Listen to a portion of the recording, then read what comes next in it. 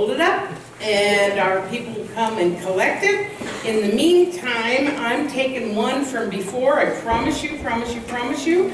I have not seen these before, so let's see what we got. Oh, you have some already? I'm not going to take old ones then. I'm going to take new ones. How cool is that? Here, just hand me a bunch. Okay, oh, that'll be fun. Okay. No. Possibly. Okay, so here we go. This first question is, I used to take antidepressants for about 14 years. I got myself off of them really, recently. Can I be healed? If so, how and what do I have to do? I'm still fighting depression. First of all, my thoughts are with you. My prayers are with you. Whoever you are, the question is, you can absolutely be healed.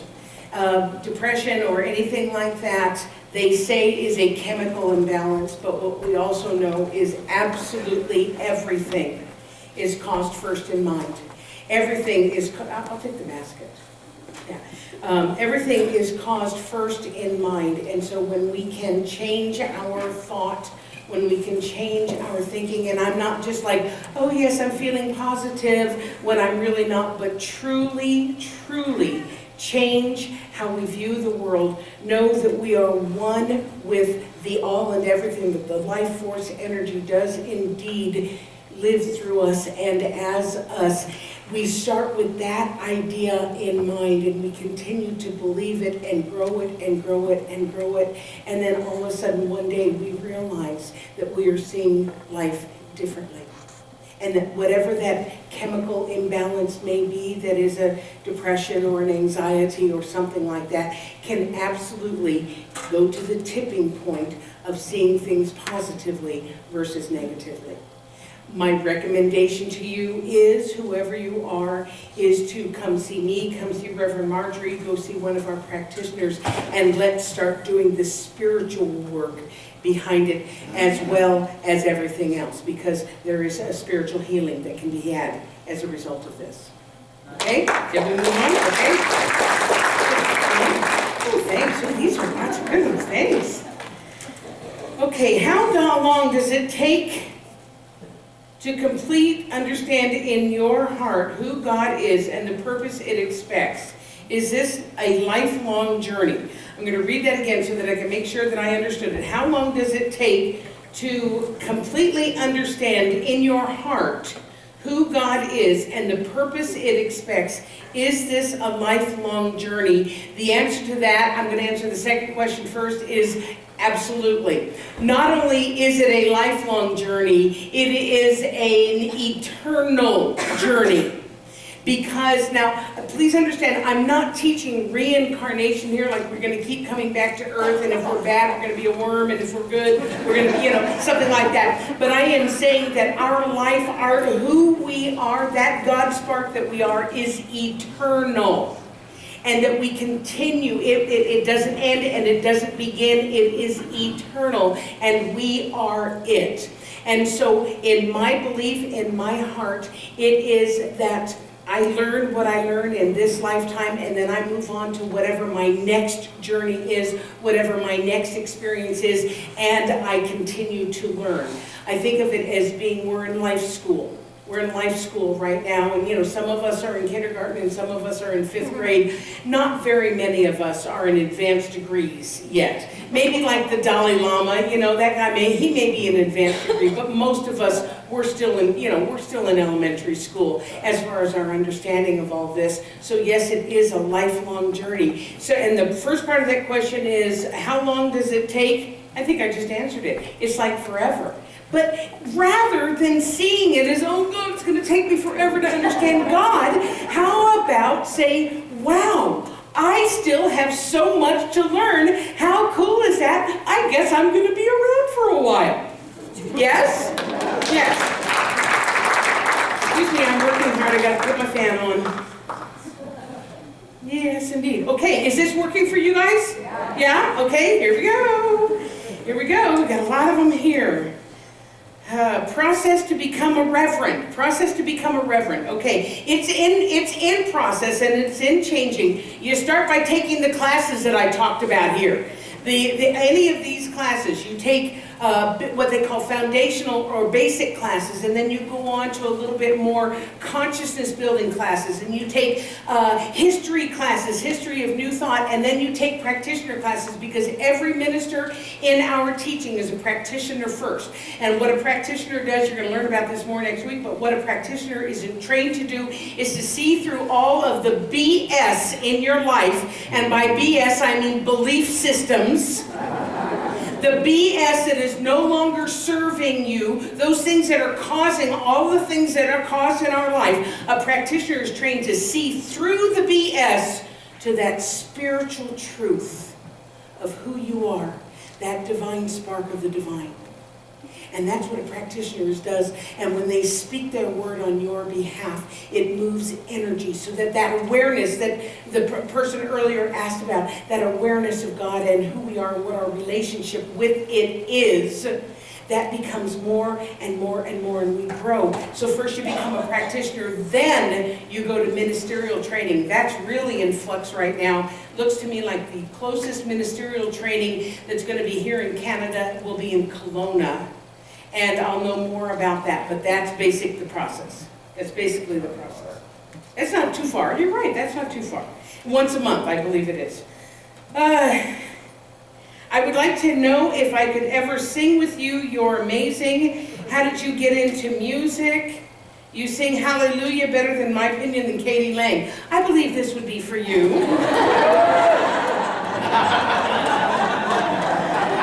Some people think I'm a pretty good singer too, but okay. Whoever that is that asked that question, talk to Amy. Talk to Amy. We'd like to think about starting a choir too. Wouldn't that be cool? Yeah. Okay. All right. Here we go. How is creation explained in science of mind? How is creation explained in science of mind? Boy. Versus the creation story in the Bible. You know, the creation story in the Bible is Adam and Eve and all that other kind of stuff, but like, we don't really believe that, right? Are we agreed that we don't really believe like God put men and women there and all that? I mean, come on. First of all, oh, so many. But first of all, they had two sons, right? Cain and Abel. And then Cain and Abel got married. But if Adam and Eve were the only people on the earth, then where did the girls, like, that's just too weird to me to think about.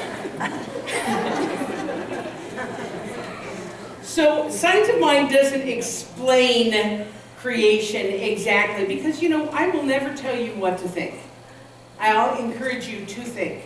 I will teach you how to think. I personally believe in evolution.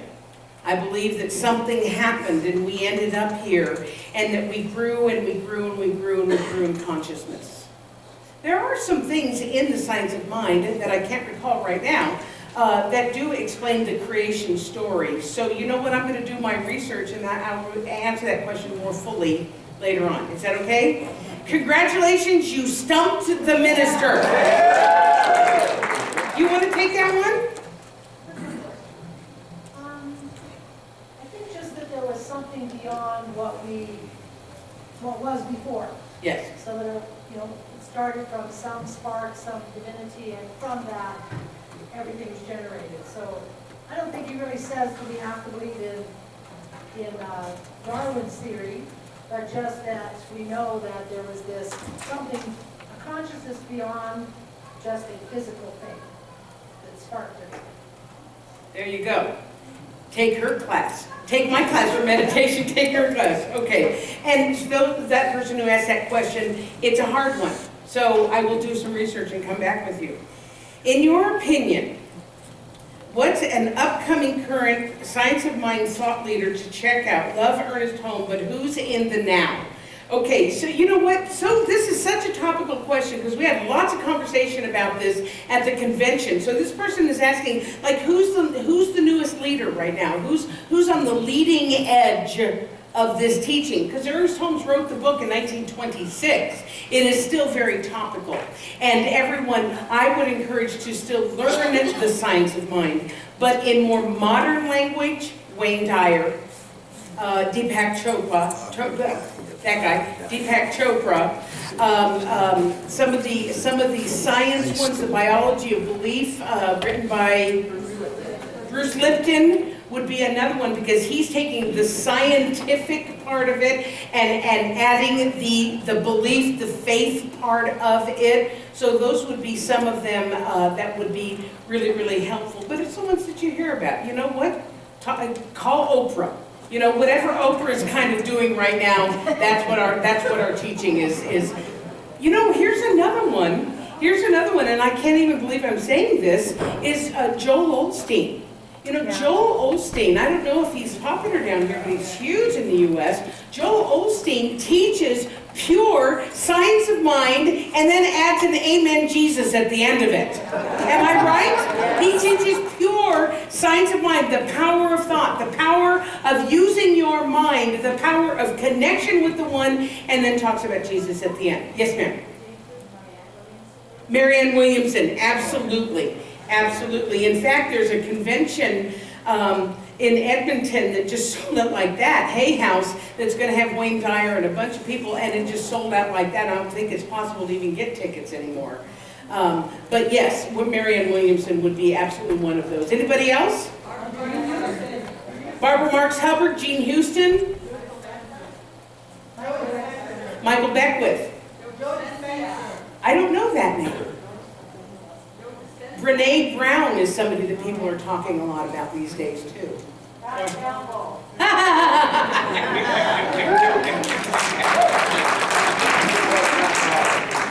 She sings terribly, but you know she knows a few things. Where is ego in this teaching? If I keep listening to that, it's right here. You know, again, we don't talk a lot about ego. You know, I've heard the acronym of ego is edging God out. That's a 12-step acronym for ego. But I think we sometimes get ego mixed up with self-esteem. And to have a high self-esteem absolutely fits in our teaching. I mean, really and truly, when we start to truly understand that we are one with the divine, when we start to truly understand that that divine spark, that essence is who and what we are. Just take a moment and just feel that for a second. That is God imparting itself and expressing itself as each one of us. Then we do have high self-esteem. Not like, oh, ain't I something, but really kind of, wow, aren't I something? Yeah. Right? Yeah. And so if that sounds egotistical, somebody who walks in and doesn't know our teaching and heard me just say that, they'd say, oh, that woman is egotistical. I don't believe so.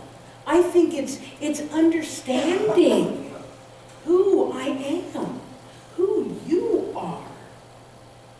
Now, the ego in psychology, not my strength. That's not my strength to say it. So I say, let's replace ego with self-esteem, high self-esteem, and say it absolutely belongs in our teaching.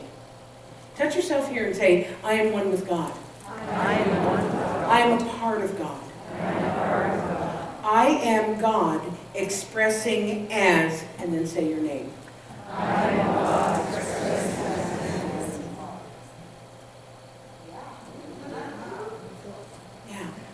Ego? I don't think so. Truth is what I think. Okay.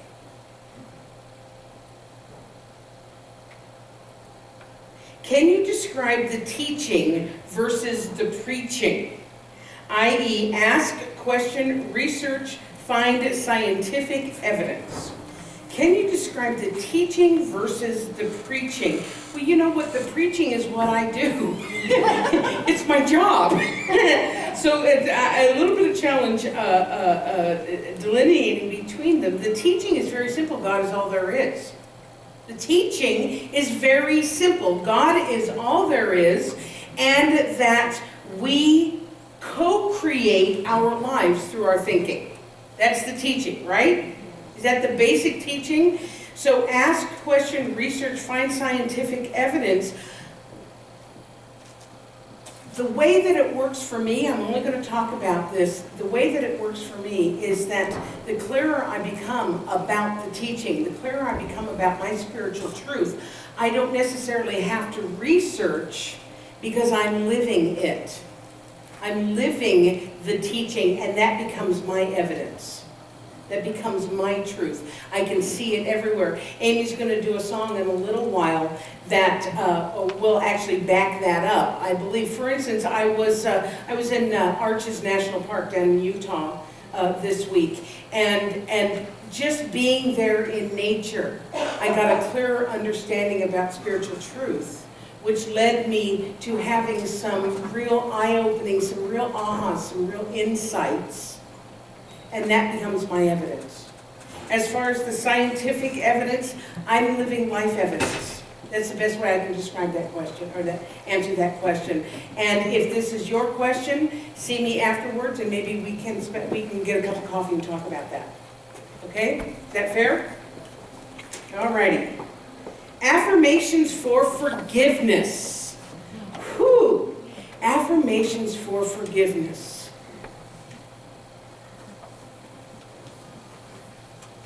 The one that's coming to me, I mean, I could spend all of our time, wow, where did it go? I could spend all of our time talking about forgiveness and the value of forgiveness and the importance of forgiveness.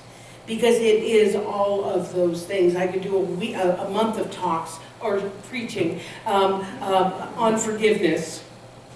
And the one that is coming to me is the Sanskrit term, which is namaste.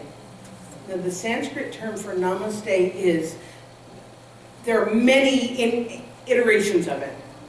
The divine in me sees and honors the divine in you. Now, if I am coming from a namaste point of view, then I can recognize that whoever that person is, or that group of persons, or that government, or that whatever, and this is really hard for people, was doing the best they knew how to do at the level of consciousness that they were. And sometimes, doesn't that just piss you off to know that? To absolutely know that to know that you were so bad, but you were doing the best you knew how to do with the consciousness that you knew. And so I can, as a divine spark, as an expression of God, as that life force energy knowing itself as Pat, I can look at you doing that thing that hurt me or hurt somebody else or whatever, and I can say, that part of me that is pure God sees and honors that part of you that is pure God. I don't dig your behavior, but I know that you too are an expression of God. Obviously, forgiveness is up for people. We'll be talking more about it. Everybody take a deep breath. I'm going to go do one more question, and then I'm sorry if I didn't get to yours. I'm sorry if I didn't get to yours. Later. Healing a romantically broken heart.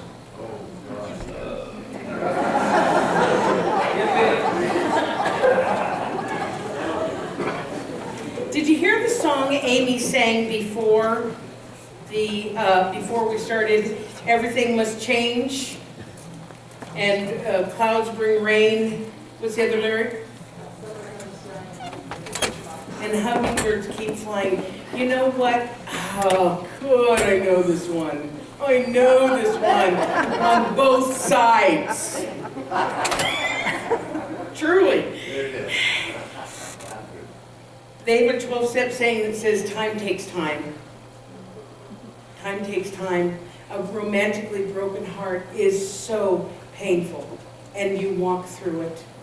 And you know and you trust that if it truly is an eternal life, then what we think of is, I will never recover from that. Raise your hand if you have thought at one point or another, I will never recover from this.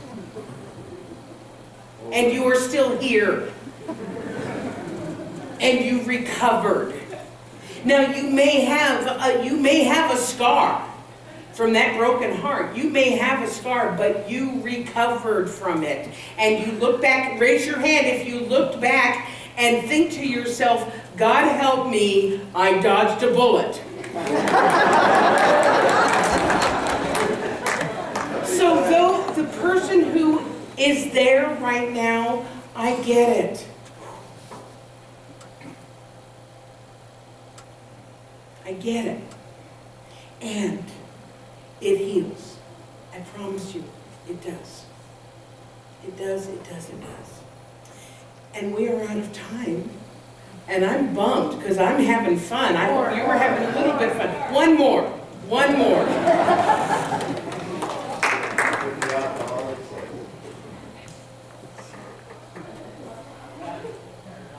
Okay, this is a really good question, but I don't want to end on it. So it was the one about world prayer, the world prayer.